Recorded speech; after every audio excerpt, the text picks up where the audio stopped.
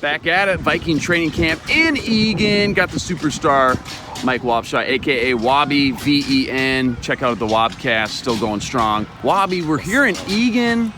What's like the biggest difference from Mankato to Eagan, just the feel for you? Or at the end of the day, are we just still playing football? No, yeah, it is. It's the same. I think during practice, like right now, like pan over there and just look at practice, like right now. Like I think that's the same.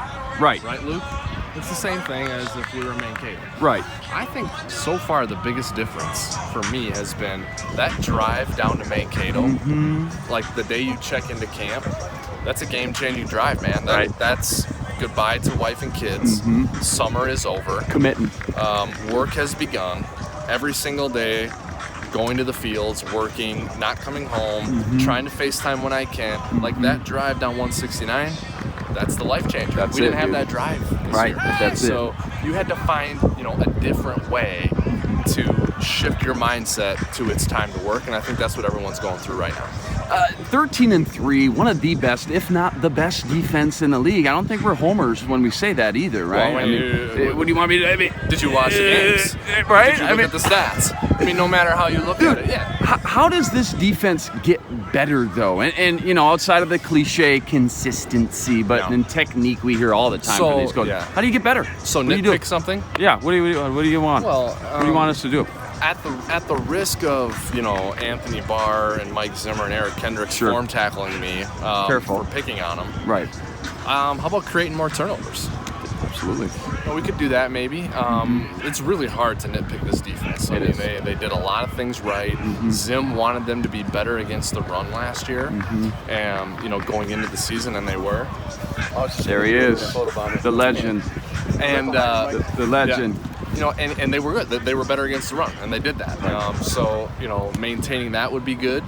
But if I really wanted to nitpick them, I'd say let's pick a few more balls off. For sure. Let's force a few more fumbles, and let's give that offense a short field. A couple more of those Xavier Rhodes 100 yards to the house against Arizona. That was fun. There's nothing cooler than being between Bursich and voice of the Vikings, Paul Allen, and giving them a 3-digit number on a return touchdown number, pointing to that 3-digit number. That's fun. You get paid for that? No. Unbelievable. This secondary, Wobby, in a pass-happy league, I'm giddy like a schoolgirl because it's the deepest top to bottom I've ever seen, put together by the GM standing right behind us, Rick Spielman. Of course, Coach Zimmer is the DB guru. Talk to me about just guys like Holton Hill, who went undrafted from Texas, first-round pick Mike Hughes into the mix, guys like Marcus Sherrills never can seem to be booted off that 53. Is this a special unit, including the safeties as well, this secondary? Is this pretty special? Seems like it. Right. And you always want a lot of corners, right? And Zim, like you said, DB guru, right? So, and first round picks too, man. Like guys who they invested in with first round picks, and then they turned out to be good. Harrison Smith, Xavier Rhodes, Trey Waynes, and some people wanted to give up on Trey, and some people got frustrated with Trey early on. Zim wasn't one of them. He stuck with him. Jerry Gray stuck with him. George Edwards stuck with him. And it panned out. I mean, maybe you can find one or two or three better tandems, outside corner tandems in the league. Maybe you can't. Xavier Rhodes, Trey Waynes, yes, please, we'll take them. I think, the next step, and you and I have talked about this, Luke, and I'm sure you've talked to fans about it, as have I, is the slot corner, the nickel corner. Who's it going to be? Right. Is it going to be a timeshare? Is it going to be Terrence Newman who comes in to save the day? Can Max step up and do it? Does Mike Hughes do it as a rookie? I can't wait to see how that unfolds. Holton Hill seems like he will have a really good shot to make the team. Marcus Sherrills, I mean, all the guy's done is be a contributor as a punt returner and kickoff returner and tackle people on kick and punt coverage and be a great guy. I mean, we always wonder if he's going to get cut every single year. Every year. We're going to wonder if he's going to get cut up until he gets put in the Ring of Honor. You know Stop. Seriously, though, right? Are we there yet, right? It's a great problem to have, though, in that secondary, no doubt.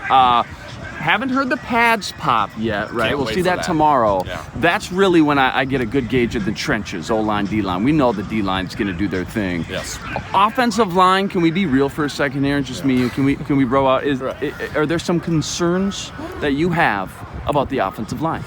Well, I really like, first let's start with what we like. I like that they went out and 2 years ago they're like, okay, we got an issue here. Let's fix this. We got to go. Right. Yep. Okay. So Reef and Remmers. Right. They invest in free agency and they get 2 starters. I mean, I think Reef went the first 10 games without giving up a sack. Stud. Is that right? Okay. And then they drafted Elfline, 3rd round. If we redo that draft, Elfline goes in the 1st round. Late first, so, Travis Frederick area, yeah, right? Heavily invested in that, and it panned out. And then I think they kind of did it again this year. Brian O'Neill's 2nd round. All we heard was project, going to take a couple years. We'll see. We'll see about that.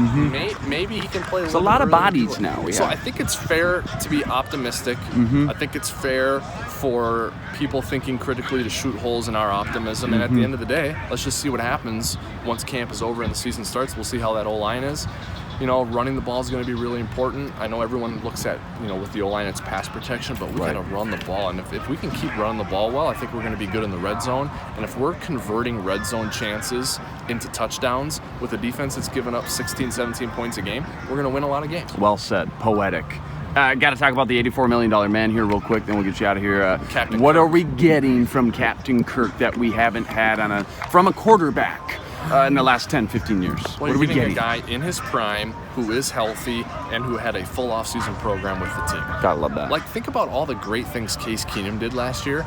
He didn't have an offseason program with the starters, and he was able to do all that. Now Kirk has an offseason program with the starters, and he's going to play, and he's healthy right now, and I'm excited about what he can do. I don't think you have to shut down any part of your playbook. Like, John DeFilippo comes to Minnesota with a playbook that he's been building up for years, being an assistant coach and a coordinator and all these different stops. I don't think he has to rip any of those pages out with Kirk Cousins. I think Kirk can do all of that. And so, I don't know if that's been the case here the last few years. So I think hasn't been the case. That's what you did there. Okay, poetic. I think you got a quarterback who can do it all. I think if you want to do RPOs, if you want to do zone reads, if you want to do 7-step drops, if you want to do bootlegs, if you want to do the quick game, I think Kirk can do all that. Last one with Wobby, then we'll get you out of here. This 90 is fun, guys. man. I like this. You're the man, dude. Poetic, smooth as butter. 90 guys on the roster right now. We're watching. Yeah. Stop. Give us 1 or 2 guys. My guy's Holton Hill. Yeah. Give the fans, the surface fans that haven't had the time in the offseason to do deep dives. We know the starters, the 22 guys starting, but somebody fun to watch on offense and defense, and maybe they don't make the 53, but somebody that intrigues you, and that's kind of a special guy in his own right. Offense first.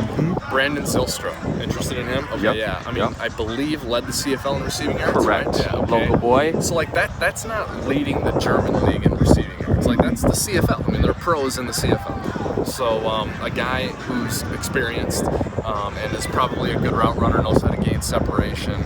And I'm not saying the CFL is the NFL. I'm just saying the CFL is something. And He produced. He dominated. Yeah. All right. So I'm excited about that. Great WR 3 through 5, 6 competition. Zylstra right in there. Can't wait for that. Defensively, Defense? I think Ben Gideon had a little bit better of a season than we thought maybe last year, and we kind of discounted him when it came to nickel situations because it's Barr and Kendricks. But I think in base situations, I thought he was pretty good. No doubt. And I think the really gritty football guys in the building, they love Ben Gideon. And so I think we should probably love him too. Don't know. And then I think Eric Wilson is impressive too. So those 2 young linebackers, keep an eye on them maybe. I'm glad you named 2 linebackers, because if you look at the depth, I think linebacker scares a lot of people outside the top 2 of Barr and Kendricks, just with some unknowns in Kentrell brothers facing 4-game suspension. That's Wobby. We got to get him out of here. Absolutely pros. Love it. You heard it here first. Super Bowl champs 2018. Let's go. Well, there's no other goal. You do, man. See you guys.